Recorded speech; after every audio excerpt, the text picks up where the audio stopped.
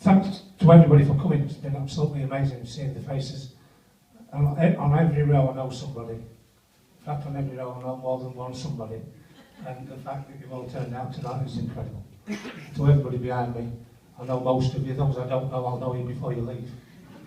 And again, amazing folks. And thanks to him for putting it on. Thanks to his dad for doing all the business. Adrian, good mate of mine, Stanley. If I've missed anybody, it's because I've had a bang on the head. Several bangs on the head.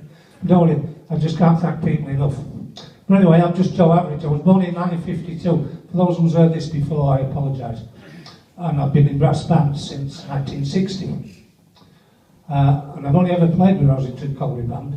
Why? Because he was about half a mile away from where I lived. And in 1960, no bugger had a car anyway, so he couldn't go anywhere else. But I was lucky because I used to have to travel from Rosington across the other side of Doncaster to go to school at Woodlands. And I went to school with people like Kevin Holden, David Horn, Alan Johnson, people like that, and we all played in brass bands. But they played in Broadsworth, or Stanley's old band, Granthorpe Juniors at the time. But I played in Rosington. Why? Because I lived half a mile from Bandroom.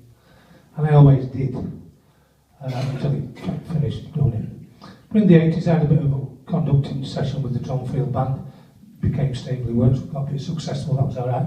More recently, I had 7 years with Market Raisin Band, who were very successful, and then I left them. And just for Martin's sake, I was, until I fell over, the musical director of Whitwell Band. Where is it, the bugger? Yeah. So when he says, who's Whitwell, it's just down the road, mate. Just down the road, yeah. But now that only goes to Bob, who's taken over in my absence. Anyway, I'm just an average guy, really. I enjoyed life. And on the 11th of January this year, I thought I was having a stroke. 6:30 in the morning, my good lady had gone to work. I knew I couldn't speak, so I texted to say, please get an ambulance, this is serious, because I have sometimes a propensity to take the mick.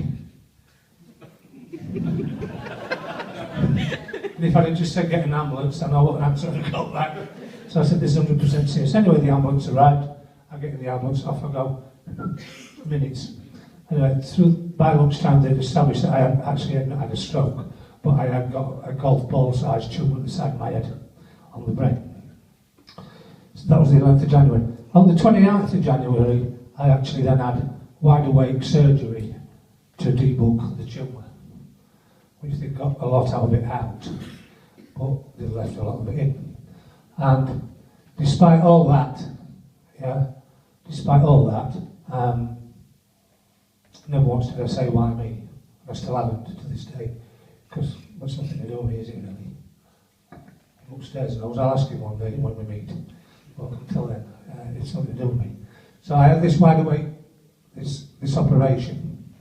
And while I'm waiting for this operation, which is about 3 or 4 weeks, I'm thinking, not why me, but why do we not know about brain tumours? This year, 16,000 people will be diagnosed with brain tumours. 16,000, which in the grand scale of things is not a lot. Ladies and gentlemen, 82% of those people will die within 18 months of being diagnosed. Only 18% reach 5 years. Brain tumours kill 40% of all women with cancer under the age of 40. Anybody know that?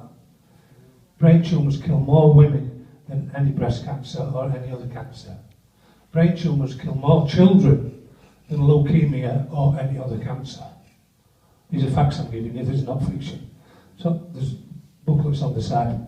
And yet brain tumour research receives less than 1% of the funding for cancer research. 0.7%. So while I'm laying in hospital waiting for these guys to have a go in the back of my head, I'm thinking I'm going to do something about this. Might not be a big deal, big books and whatever, but I really am going to do something about this. So since that day, what I've done, with the help of Ian, Bob, others, I've spent my time and energy. Brother, James Heavy, is my brother, he's on there.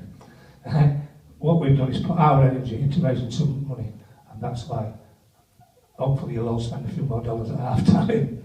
Yeah? Because every little helps. Ladies and gents, the statistics are shocking. I was as fit as a fiddle, right up to here, till the 11th of January. Now my time's limited.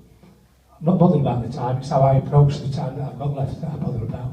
And that time I will spend raising money, making good people like you aware that each and every one of you don't know what's going to happen to you when you turn the next corner, like I didn't. And the mortality rate is the gravest amongst brain tumour sufferers. Anyway, that's me off my soapbox. That's just about learning what brain tumour research is all about. Going back to this piece of music, last year it was the 100th anniversary of the Sengened mining disaster in Wales. And a good friend of mine, David Reid, was doing work to get it all sort of publicised, this 100-year anniversary. It was also the 40th anniversary of the disaster at Markham Colliery, Chesterfield. Yeah? So I sat down at my PC one day and I thought, what have I played most of my life in terms of mining? So I only played mining bands. And one of the things I've always played was The Miners in Gresford, and the other one was Abide With Me. Now, as people who've played with mining bands will know, every other week we were on a bus going somewhere to march, weren't we? In fact, depending what year it was, about 30 years ago now, we were on the bus every bloody day going somewhere marching. Yeah. But it didn't really matter. It didn't matter. But we always played the Miners In. Wherever we went, we played the Miners In. And of course then, what else have I ever played frequently? And it was Abide With Me, or even Tiders Would Know.